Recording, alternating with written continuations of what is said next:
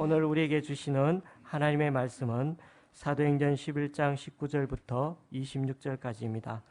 그때 스데반의 일로 일어난 환난으로 말미암아 흩어진 자들이 베니게와 구브로와 안디옥까지 이르러 유대인에게만 말씀을 전하는데 그 중에 구브로와 구레네 몇 사람이 안디옥에 이르러 헬라인에게도 말하여 주 예수를 전파하니 주의 손이 그들과 함께 하심에 수많은 사람들이 믿고 주께 돌아오더라.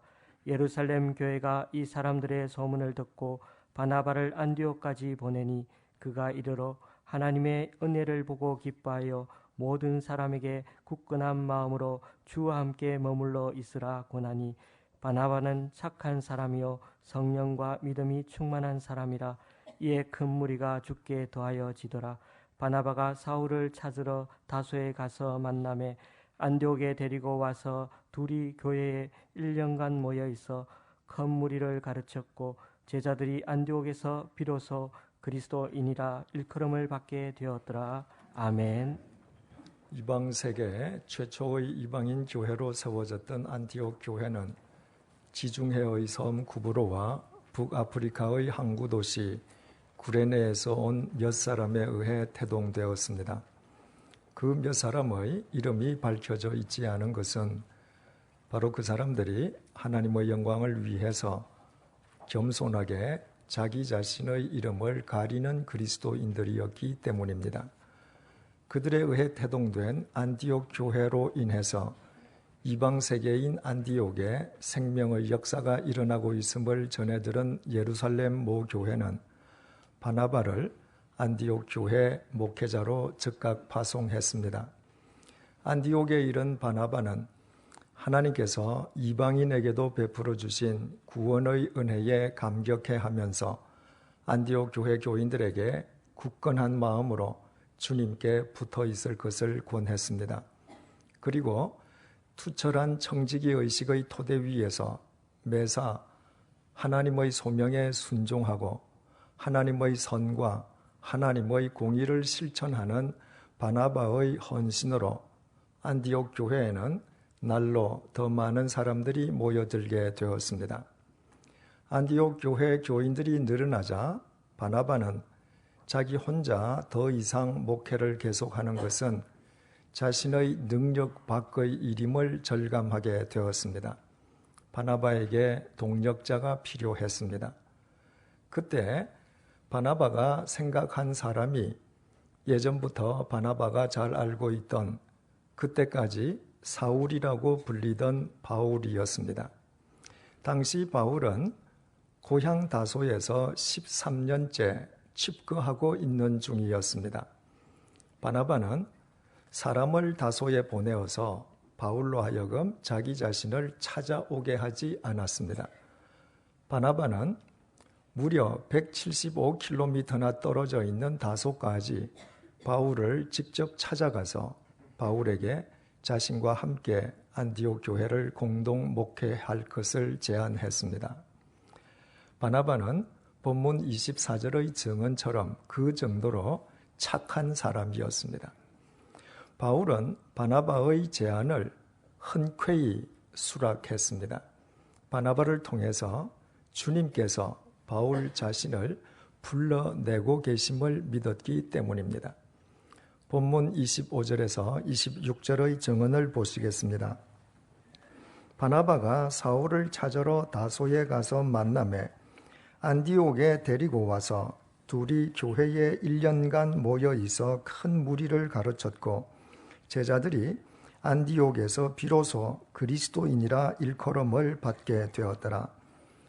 오직 주님의 뜻에 순종해서 13년간이나 고향 다소에서 칩거했던 바울은 또다시 주님의 뜻에 순종해서 마침내 다소를 벗어나서 안디옥으로 향하게 되었습니다. 2000년 전에 말이나 마차를 소유하지 못한 서민들의 주요 교통수단은 도보였습니다. 물론 선박편도 있긴 했지만 그러나 선박편은 주로 부정기 노선이어서 여행객이 자기 일정에 맞게 선박을 이용하기가 쉽지 않았고 서민들에게는 선박 비용도 만만치 않았습니다.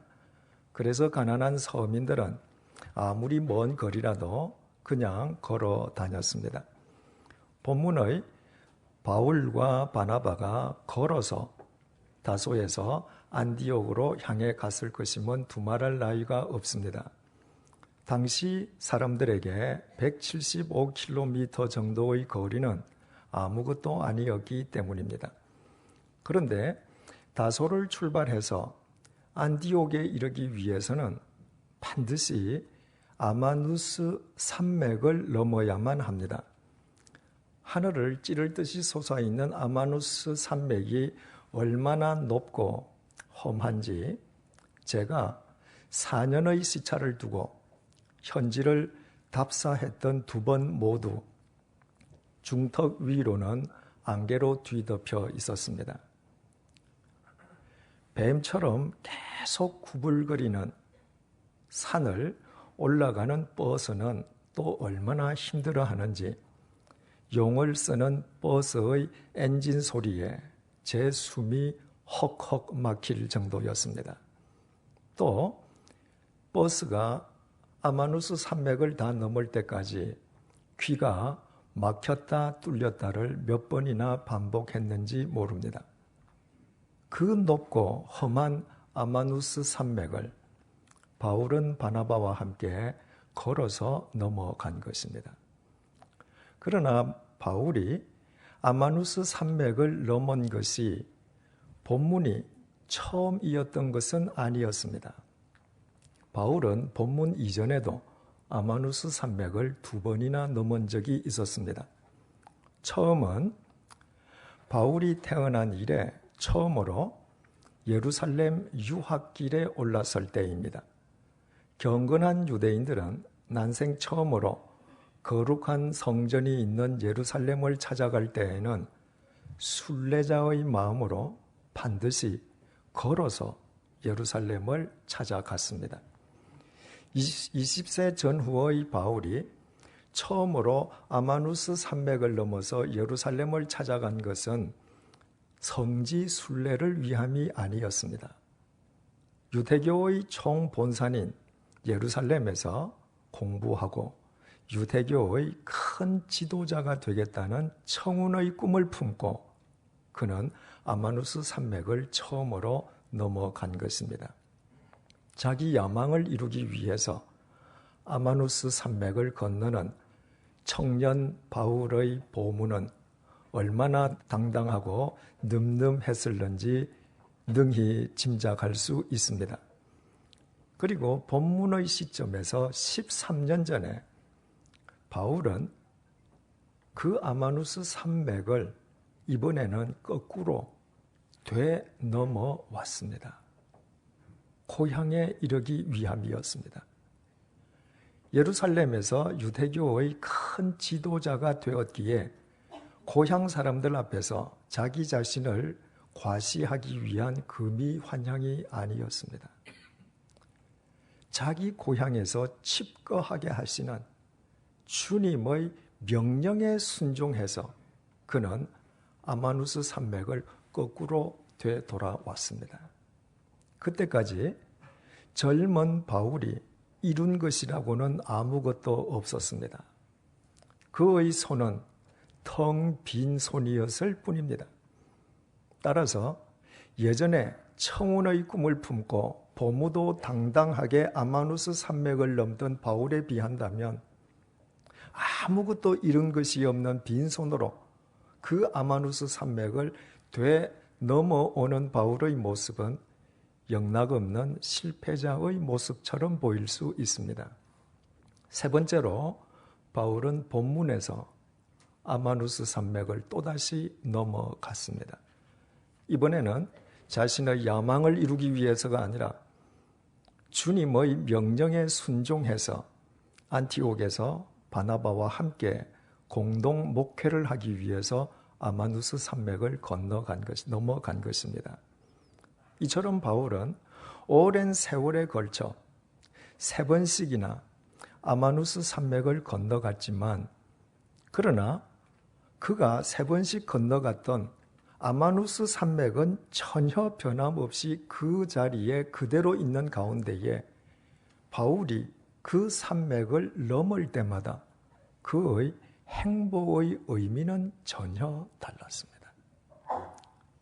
우리는 모두 인생이라는 산맥을 매일매일 넘는 자라는 의미에서 본문의 바울과 실은 동일한 존재들입니다.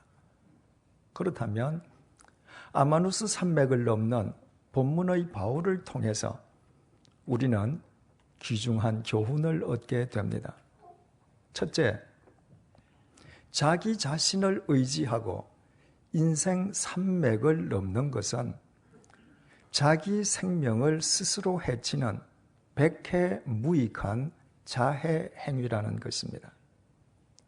20세 전후의 바울이 자기 야망을 이루기 위해서 보무도당당하게 아마누스 산맥을 처음으로 넘을 때 그때의 바울은 자기 자신을 신봉하는 자기라는 우상 숭배자였습니다.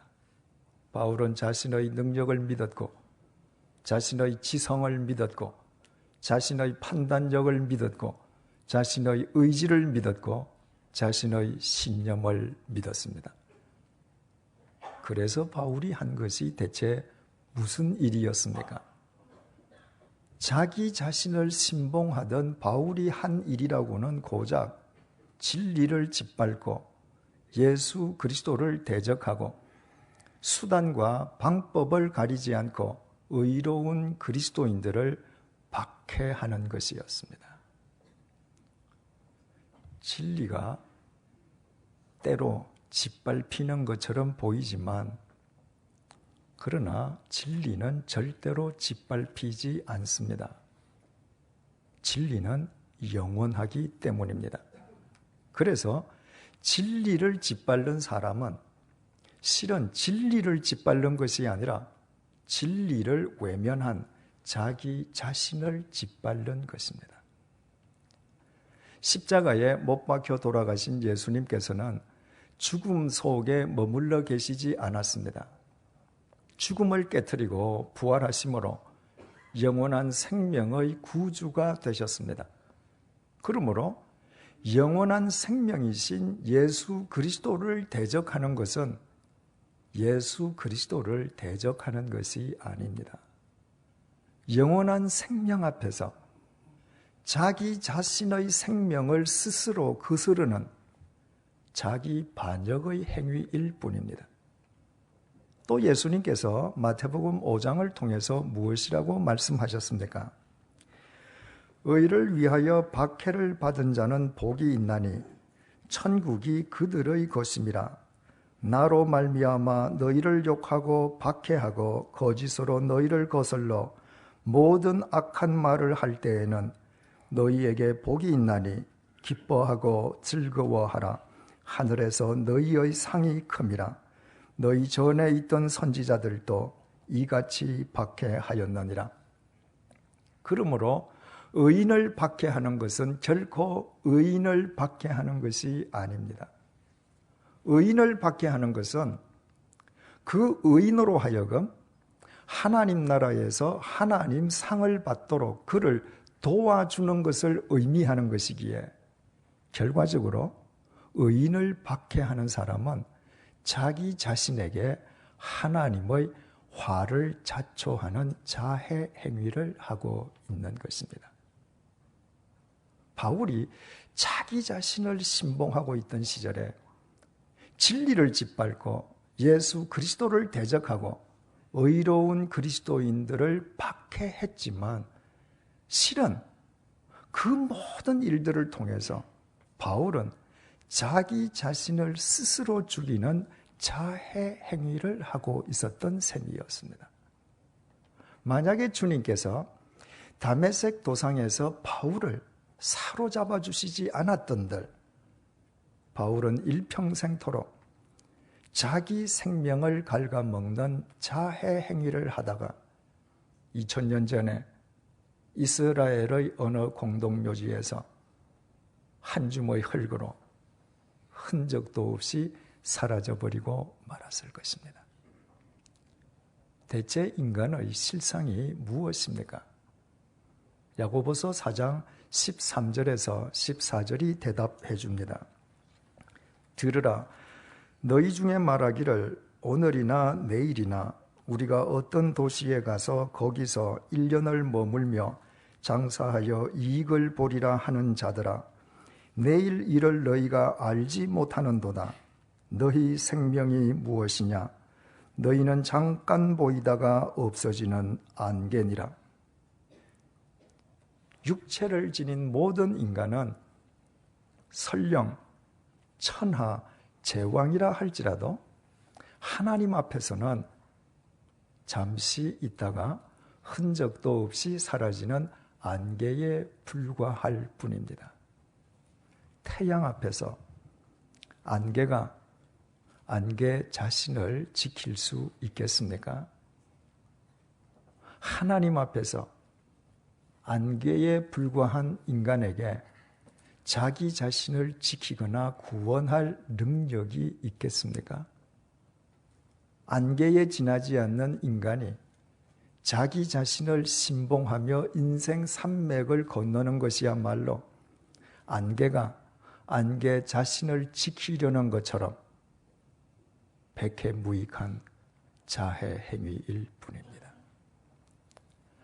아마누스 산맥을 넘는 바울을 통해서 우리가 얻을 수 있는 두 번째 교훈은 주님과 함께 인생 산맥을 넘는 사람은 그가 어느 곳에 있든 바로 그곳이 꽃자리가 된다는 것입니다.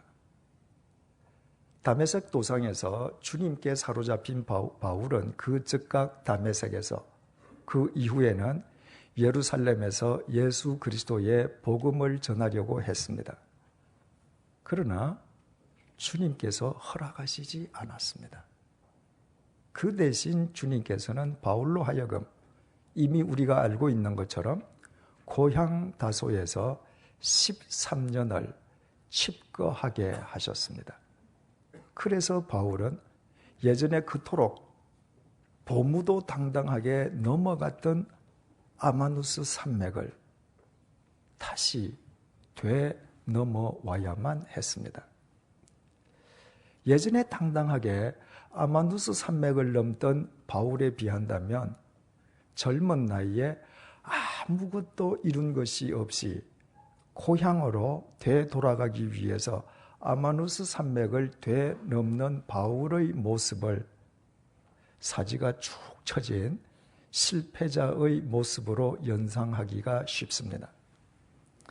그러나 그것은 세속적 관점에 기인한 착각일 따름입니다. 20세 전후의 바울이 보무도 당당하게 아마누스 산맥을 넘어가긴 했지만 그때 바울은 자기 혼자 그 산맥을 넘어갔습니다. 바울이 고향 다소로 낙향하기 위해서 아마누스 산맥을 되넘어올 때 바울은 혼자가 아니었습니다. 바울은 주님과 함께 아마누스 산맥을 되넘어왔습니다. 아마누스 산맥을 되넘어오는 바울 혼자라고 보는 사람은 바울을 실패자라고 간주할 것입니다. 그러나 바울은 결코 실패자가 아니었습니다. 그는 주님과 함께였습니다. 주님 안에는 오묘하신 주님의 뜻만 있을 뿐 결코 실패가 있을 수 없습니다. 1년은 봄, 여름, 가을, 겨울 이렇게 4계절로 이루어져 있습니다. 봄은 만물이 소생하는 생의 계절입니다. 여름은 모든 생명이 약동하는 이룰 성의 계절입니다. 가을은 거두어들이는 수, 거둘 수의 계절이고 겨울은 거둔 것을 저장하는 장, 감출 장의 계절입니다.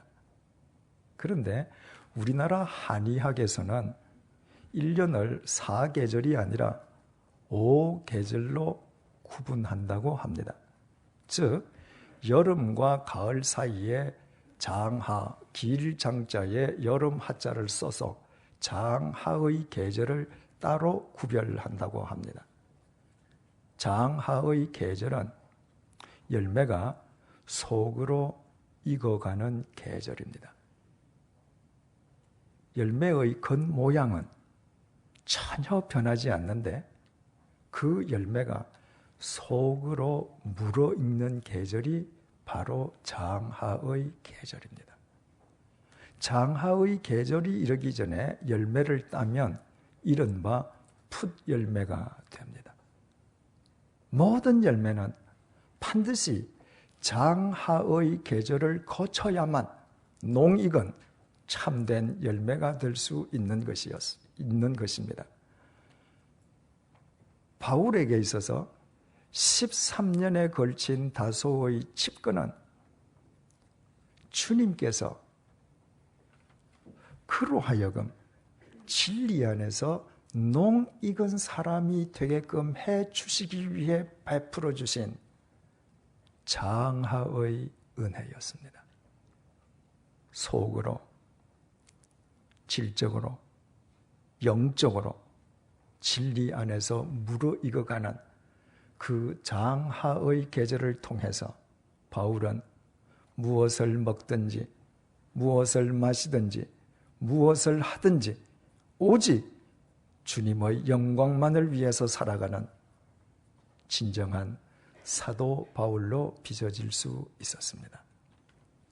시인 구상 선생님의 시 가운데 꽃자리라는 제목의 시가 있습니다. 안전자리가 꽃자리니라 내가 시방 가시방석처럼 여기는 너의 안전 그 자리가 바로 꽃자리니라.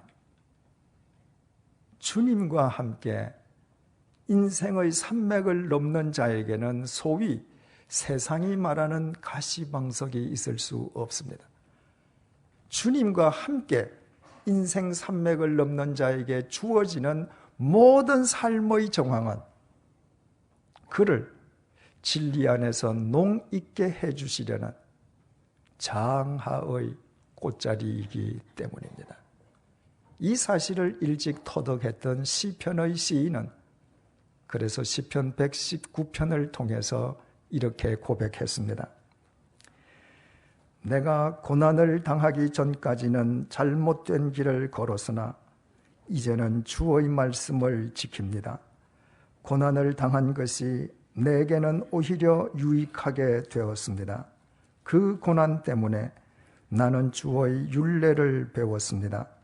주께서 나에게 일러주신 그 법이 천만 금은보다 더 귀합니다.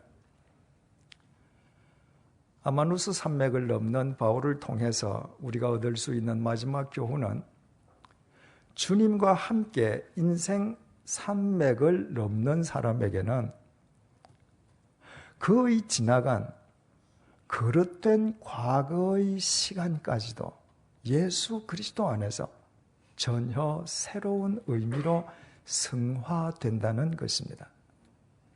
이미 말씀드린 것처럼 젊은 시절 자기를 신봉하던 바울은 진리를 짓밟고 예수 그리스도를 대적하고 의로운 그리스도인들을 박해하던 폭도에 지나지 않았습니다.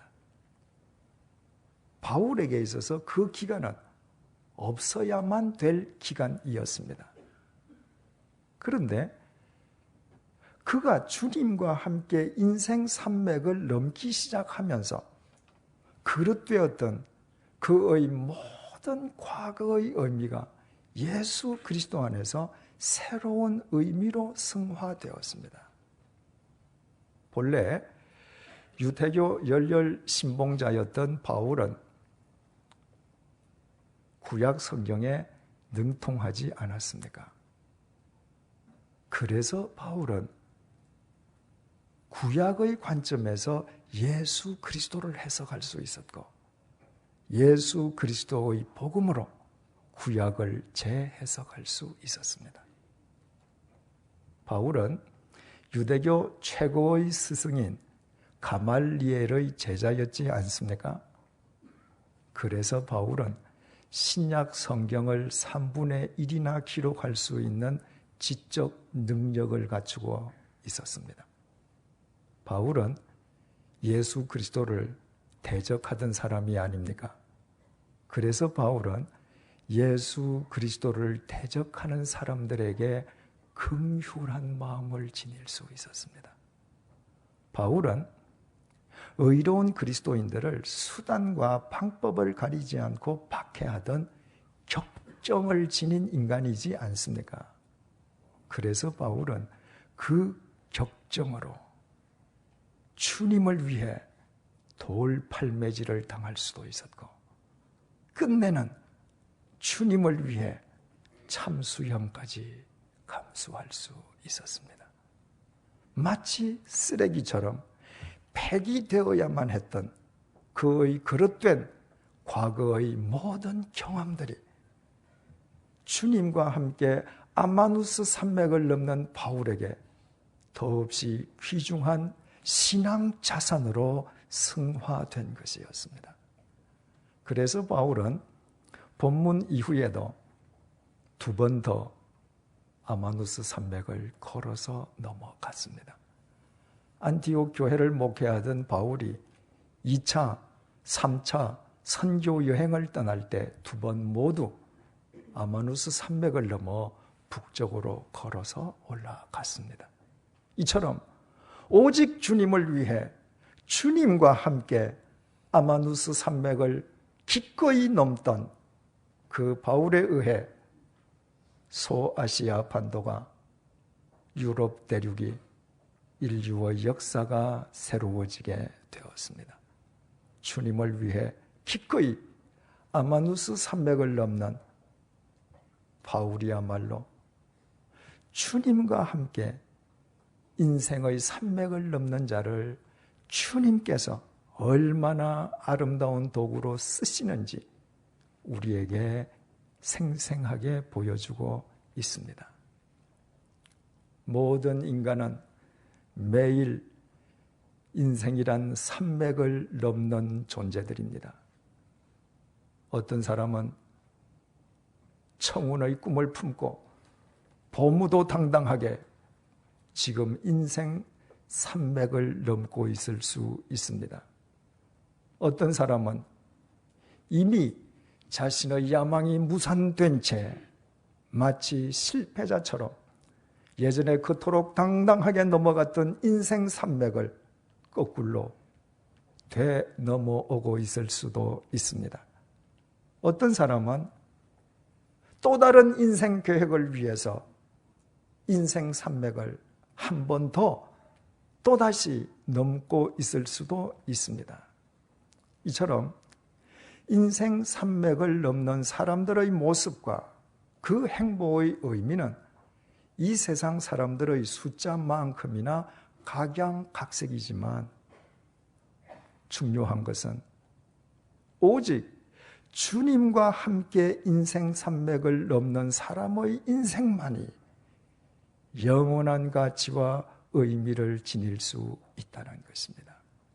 아무리 자신만만하게 도무도 당당하게 인생 산맥을 넘는 사람이 있다 할지라도 그의 행보가 예수 그리스도와 무관하다면 그가 길을 쓰고 넘어간 인생 산맥 너머에서 그를 기다리는 것은 공동묘지일 수밖에 없습니다. 자기를 의지하고 인생 산맥을 넘는 것은 자기 스스로를 죽이는 자해 행위에 지나지 않기 때문입니다. 사람이 이 세상에 태어나서 단지 죽기 위해 길을 쓰고 인생 산맥을 넘어간다면 그보다 더 어리석은 사람, 더 어리석은 짓이 어디에 있겠습니까? 사랑하는 교우 여러분, 우리 모두 본문 속의 바울처럼 오직 말씀과 기도를 통해 주님을 모시고 주님과 함께 주님 안에서 매일 인생 산맥을 넘어가십시다. 우리가 주님과 함께 매일 인생 산맥을 넘는 한 설령 내가 실패자처럼 예전에 당당하게 넘어갔던 인생 산맥을 거꾸로 되넘어오고 있다고 해도 아무 문제가 될 것은 없습니다. 우리가 주님과 함께 인생 산맥을 넘는 한 설령 우리가 빈 주머니, 빈 손으로 인생 산맥을 넘는다 해도 아무 상관이 없습니다. 우리가 주님과 함께 인생 산맥을 넘는 한 우리에게 주어지는 모든 상황은 우리를 진리 안에서 농있게 해 주시려는 장하의 꽃자리일 것이기 때문입니다. 우리가 주님과 인생 산맥을 넘는 한 지난 세월 동안 어긋나고 그릇되었던 우리의 모든 과거의 의미마저도 예수 그리스도 안에서 새로운 의미로 승화될 것이기 때문입니다. 우리가 주님과 함께 인생 산맥을 넘는 한 우리의 삶을 통해 이 시대를 위한 주님의 뜻이 반드시 이루어질 것이기 때문입니다. 기도하시겠습니다.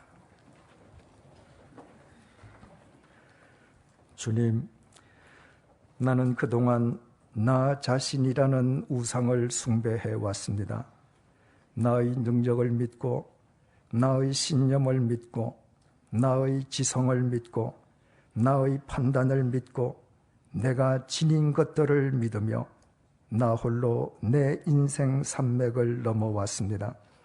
그 결과 세상적으로 많은 것을 얻고 성취한 것 같은데 주님의 말씀 앞에서 곰곰이 생각해 보니 그동안 내가 이룬 것들 가운데 나의 코끝에서 호흡이 멈추는 순간 나를 책임져 줄 것이라고는 아무것도 없음을 깨닫습니다. 그동안 나를 영원히 책임져 줄 수 없는 것들을 위해 내 생을 거느라 도리어 나의 생명을 거스르며 자해해 왔음을 통감합니다. 나의 이 어리석음을 회개하오니 주님 너그러이 용서해 주십시오. 주님께서 어리석기 짝이 없는 나를 버리시지 않고 이 시간에도 친히 찾아와 주심을 감사합니다. 이제부터 날마다 오직 말씀과 기도 속에서 주님과 함께 인생 산맥을 넘게 도와주십시오. 주님과 함께 인생 산맥을 넘는 내게 어떤 상황이 주어지든 그것은 나를 진리의 사람으로 농있게 해 주시려는 장하의 꽃자리임을 잊지 말게 해 주십시오. 주님과 함께 인생 산맥을 넘는 한 비록 내 자신은 볼품없고 나의 손과 주머니는 비어있다 해도 그것은 아무 문제가 되지 않음을 깨닫게 해 주십시오. 오히려 내가 볼품없기에 나를 통해 주님께서 드러나시고 나의 손과 주머니가 비어있기에 주님의 것으로 채워지는 진리의 역설을 경험하게 해 주십시오. 오직 주님과 함께 인생 산맥을 넘음으로 지난날 무의미하게 벌어졌던 나의 시간들과 경험들마저 주님 안에서 새로운 의미와 가치로 승화되게 해 주십시오.